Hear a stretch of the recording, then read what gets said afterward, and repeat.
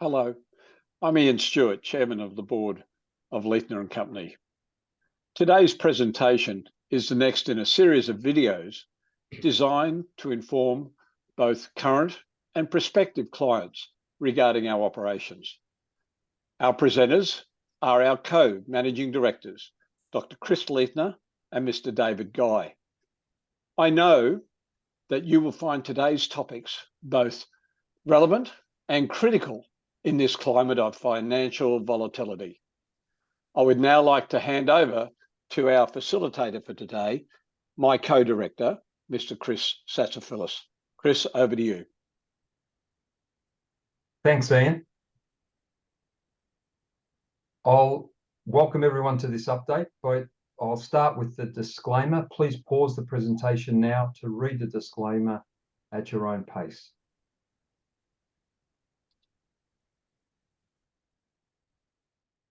An overview of the presentation. We will discuss the long and short-term performance of the company.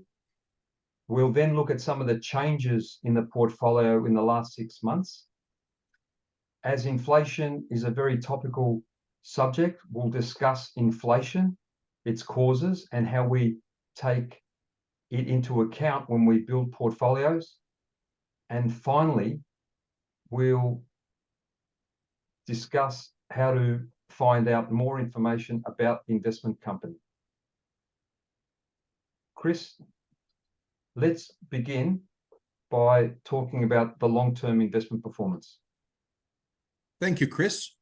We're conservative investors and we've generated steady long-term returns.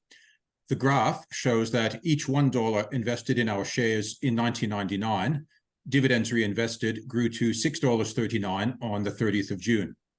That's a compound annual growth rate, CAGR, of 8.0%. Each dollar invested in a portfolio that mirrored the All Ordinaries Index, dividends reinvested, grew to $5.88. That's a CAGR of 7.7%. Whether during the global financial crisis of 2007 to 2009, or during the COVID-19 crisis from February to April 2020, we've outperformed when the indexes plunged. The extent and length of our outperformance during and after the GFC is particularly worth noting. We like bear markets because, as conservative investors who seek to invest at low prices, they set the stage for long-term outperformance. Okay, turning to the next slide, Chris. Over the short term, we haven't outperformed. How do we think about that? All results matter, and consistently positive results, year after year, matter most of all. The graph compares our total return, dividend plus capital growth, to the indexes over 4 intervals. In the most recent one, the 2022-2023 financial year, our total return was 8.5%, whereas the indexes was 14.7%.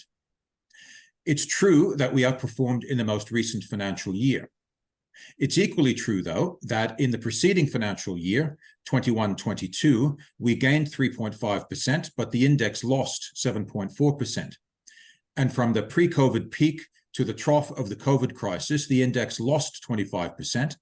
In sharp contrast, we lost just 5%. In each of these 3 examples, our results are a consequence of our conservative philosophy of capital preservation.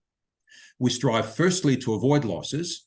Then, subject to that vital caveat, we seek to generate gains. Consequently, over the long term, our shareholders have benefited from our steady outperformance of the index. Our disciplined conservatism is a key reason why we've outperformed since 1999. We've minded the downside and let the upside mind itself. Let's turn to the asset allocation, Chris, and look at the weight of equities versus non-equities. Okay, the graph plots our portfolio's allocation to non-equities, interest-bearing securities like bills, deposits, and so on, at half-yearly intervals since 1999. We've always followed Ben Graham's 75-25 rule. Stocks should comprise at least 25%, but no more than 75% of a conservative investor's portfolio. Since 1999, our split has been approximately 50-50, and it's currently approximately 63% equities and 37% deposits and the like. The key takeaway is that we've outperformed not despite our conservative asset allocation, but because of it. Thanks, Chris. Can you discuss some of the portfolio changes in the 6 months to 30 June? As a long-term investor, our portfolio seldom changes much from one half year to the next, and the most recent one was no exception. During the January-June half, and also since the 1st of July, we added to our position in the Charter Hall Long WALE REIT. Its AL code is CLW. It's a real estate investment trust whose properties have a long WALE, that is, weighted average lease expiry. In plain English, CLW owns real estate whose leases run for an average of about 11 years. That provides a reasonably secure stream of income. Next on the list, Elders is a leading and oligopolistic provider of key goods and services, namely inputs into agricultural and pastoral production. And over the past year, the price of its shares has fallen by more than half, and to a level that our thorough research concludes is compelling. During the current half year, we'll likely continue to add to our position. Next on the list, Woodside Energy Group, WDS, owns world-class, that is, long-term and low-cost assets. Its Northwest Shelf project in Western Australia, for example, has the reserves and the environmental clearances to operate for another 50 years. In conclusion, I'll mention our only sale of the January-June half. By writing a very large call option, which executed, we sold our entire holding of QBE Insurance Group. We bought it several years ago when it was unpopular and its price attractively low. This year, it's become something of a market darling and its price has zoomed. Over the years, we've bought from pessimists and sold to optimists. QBE is the latest example. Earlier this year, we reckoned that it had become overvalued and thus we sold. Thanks, Chris. Let's turn to you, David. Inflation is a very topical subject right now. How do we think about inflation? What's causing it to be so high at the moment? And how do we take it into account when constructing portfolios? Thanks, Chris. Yeah, inflation's certainly a topic that's become very front of mind to everyone globally recently. At its heart, inflation is a monetary phenomenon. It's the increase of the supply of money, and it's created by central banks. It can show up in a variety of places. The one place we focus on most is probably the consumer price index. So that's the inflation that we feel, bread, milk, foods, that type of thing. For a very long period of time, for approximately 30 years, CPI inflation wasn't showing up much. There was a variety of reasons for that. There was a large increase in the supply of labor coming from Asian countries, China and India into the world economy. And there was also a supply of commodities coming from the ex-Soviet countries. So they put a dampener on CPI, but it was always there. Inflation is always there. Money supply has always been growing. More recently, we've noticed inflation showing up in the CPI numbers, and that's probably, well, almost certainly due to the unprecedented supply of money created by governments around the world in response to the COVID-19 crisis. So that's why we're noticing it now. It's always been there, but it's showing up in CPI numbers. In terms of how we deal with it, we've always focused on inflation, so nothing's really changed. But the ways we do it are, firstly, we weren't what's called yield pigs. We didn't get greedy when interest rates were really low. We didn't like it when interest rates were low, but we didn't feel the need to try and get a little bit of extra return by taking a longer term horizon or more risk. So we didn't take more risk in our fixed interest investments when interest rates were low. We tend to focus on companies that have some pricing power or some ability to increase their revenues in line with inflation. And lastly, one other lesson we all learned from the 1970s is that capital light companies are probably better able to deal with inflationary environments.